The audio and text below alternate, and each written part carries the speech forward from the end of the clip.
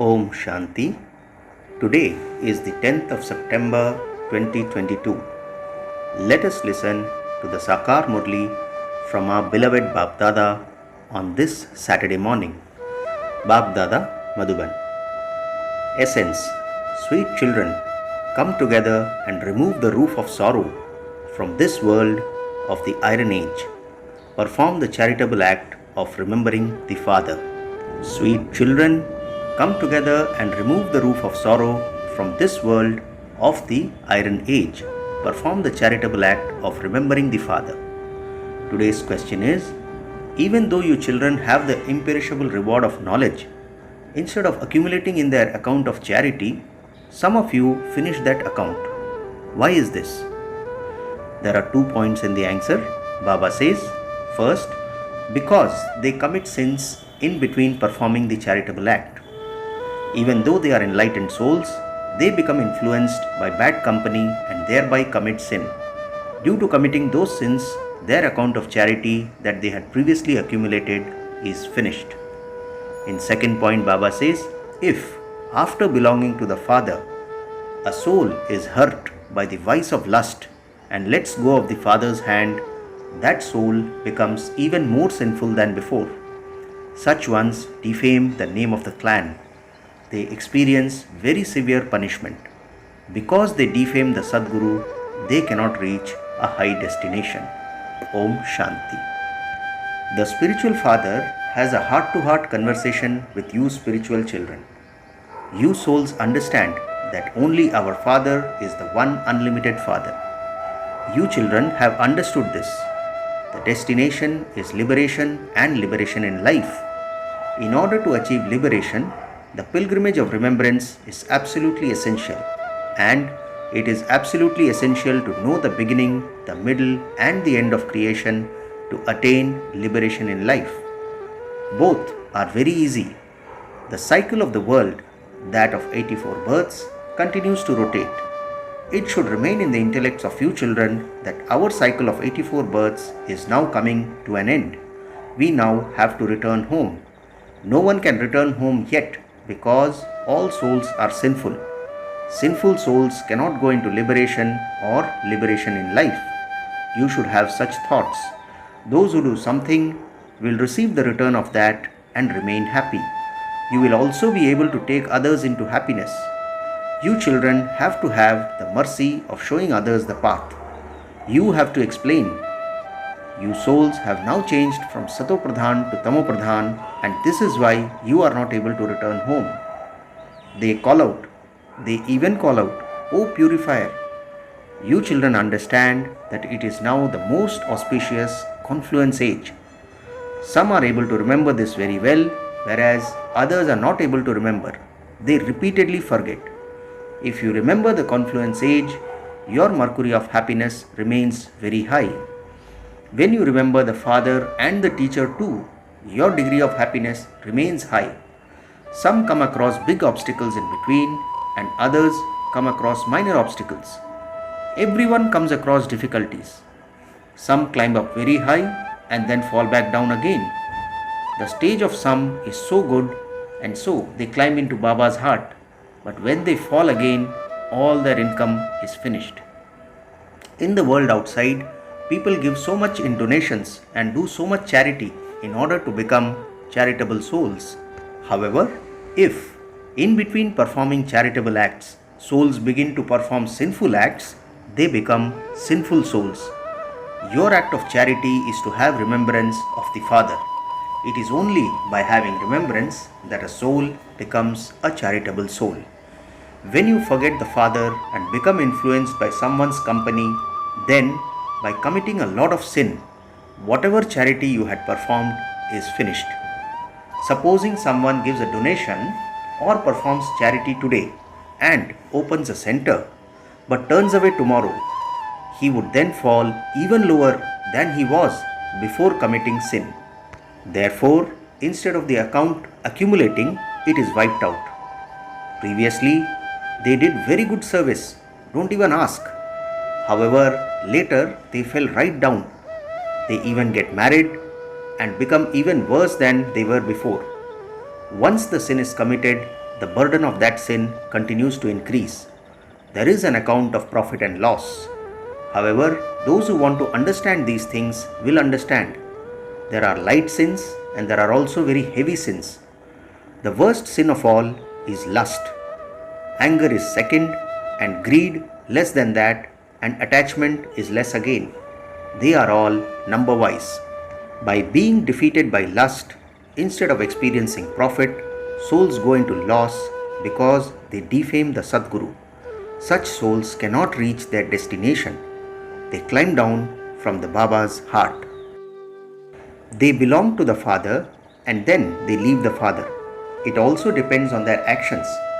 What is the reason for their leaving? Because they weren't able to follow. Mostly it is lust that hits them the hardest. That is the main enemy. Have you ever heard of an effigy of an angry person being burnt? No. The effigy is created of one who is lustful. It is Ravan. The Father says, by conquering lust, you will become the conquerors of the world. You have been completely defeated. So, instead of being victorious, you are defeated. They call out to the Father, "O purifier, come." It is because of lust that people suffer a great deal. And then they say, "Baba, I have made my face dirty." Baba says, "You have become someone who defames the clan." This would not be said because of anger or attachment. Everything depends on lust. They call out, "O purifier, come." The Father has come, and yet souls continue to become impure. So, what can the Father say? Everyone, that is sages, holy men, etc., call out, "O purifier, come." But no one understands the meaning of that. Yes, some actually believe that God will come and establish the new world. However, because they have given the cycle a very long duration, they have fallen into immense darkness. There is knowledge and ignorance. The Father explains that those on the path of devotion don't even know the one they worship. And so what use is such devotion? Because they don't understand, whatever they do is fruitless, that is, unsuccessful. People think that fruit is received by making donations and performing charity, but that only happens for a temporary period. Temporary happiness, like the droppings of a crow, is received. Sannyasis too say that whatever happiness is received in this world is like the droppings of a crow, and that all the rest is sorrow, nothing but sorrow. The Father says, "Remember me alone and all your sorrow will be removed." Just think, how much do I remember Baba so that the old karmic accounts can be settled and new ones accumulated? However much someone accumulates it is not a question in terms of money, etc. Here, it is a question of removing sins. The main aspect is that of becoming pure. Don't think that by your writing to Baba about it, the sins of many births will be settled. There is a great burden of sins of many births. They will not all be cut away, but yes, the burden of those that have been committed in this birth can be lightened. However, you do have to make a great deal of effort. The more you stay in remembrance, the more the burden of sin will be lightened. Some children make a lot of effort. They show the path to hundreds and thousands of people. They explain the cycle of 84 births. You know what the account of the different births is. Just think, how much yoke power do I have and when will I take birth? Will it be at the beginning of the golden age? Those who make a lot of effort will take birth at the beginning of the golden age. Those souls will not remain hidden. Don't think that all of you will go to the golden age. Some will come at the end and claim a little something. Those who earn a great deal of income are the ones who come earlier. Those who earn less income come later on. And this is why you have to remember the Father a great deal. It is very easy. Those who remember Baba very well experience a great deal of happiness knowing that they will very soon go to the new world. If you want to become a king, you have to create subjects. If you don't create subjects, how would you become a king? Some open a center and earn a lot of income through that. When there is benefit, they even open 2 to 3 centers. Baba continues to open centers. Baba also continues to open centers. The account of those who do something is created. You have to come together to remove the roof of sorrow. You all put your shoulders together, and so you all receive the share. So you all receive your share. To the extent you make effort, to the extent you claim a high status. You will also experience a great deal of happiness. It is seen how many have been uplifted. Some continue to do very good service. Mama became the example of doing a very good service, and she therefore experienced a great deal of benefit.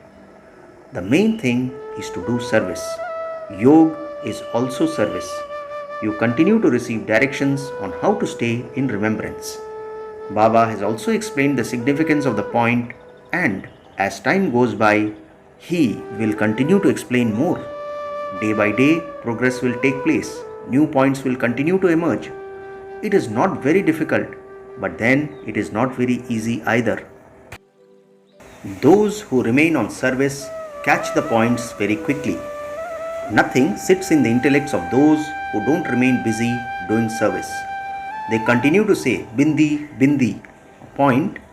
But how do you remember a point? How can a point be seen? It is very easy. You don't have to remember Baba by keeping a point in front of you. This is something that has to be understood. A soul is such a tiny point. No one else can tell you the name, form, land, or time of a soul. They ask what God's name, form, land, and time period are. Senseless human beings neither understand about souls nor the Supreme Soul. Here too, there are some who don't understand fully.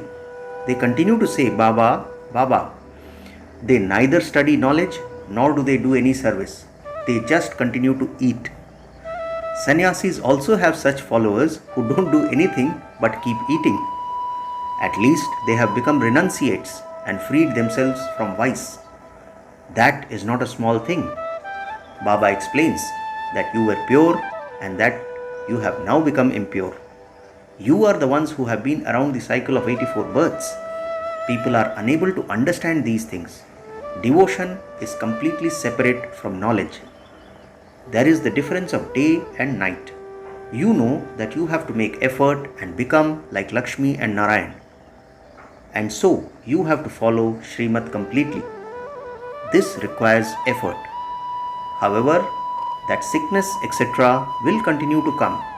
Signs of it will remain until the end, and it will then disappear, and no sorrow will remain at all. The Father is known as the remover of sorrow and the bestower of happiness. They say, O Liberator, have mercy on us so that we become liberated from all sorrow. It is at times of sorrow that human beings remember God. At a time of sorrow, everyone calls out, O God, O Rama. They remember God. But who is God? No one understands this. They simply say, remember God, the Father, or remember Khuda, that is God. You understand very well that He is our Father. The Father is the one who teaches us. Consider yourselves to be souls and remember me. On the path of devotion, it isn't said, consider yourselves to be souls and remember the Father. No. There are so many different varieties of devotion, but there is only one knowledge. People think that they will meet God after performing devotion. So when does devotion begin? And who does the most devotion? No one knows this. Would we still continue to perform devotion for 40,000 years? For how long would devotion continue? You now understand for what length of time devotion continues and for what length of time knowledge continues. Devotees don't know these things. You hold so many exhibitions in order to explain to them. Only a handful out of multi-millions emerge from the exhibitions. As time goes by, more will emerge. Countless people come here. There are very few of you true Brahmins who remain pure, and only those who are regular should come here. However, we cannot make an accurate account of how many true Brahmins there are, because there are also false ones. The task of a Brahmin or priest is to relate stories. Baba also continues to relate stories. You too have to relate stories. As is the father, so are the children. The duty of you children is to relate the Gita, but not everyone does this. You know that the book of knowledge is just the one Gita. It is the jewel of all the scriptures. Everything is included in that. The Gita is the mother and father.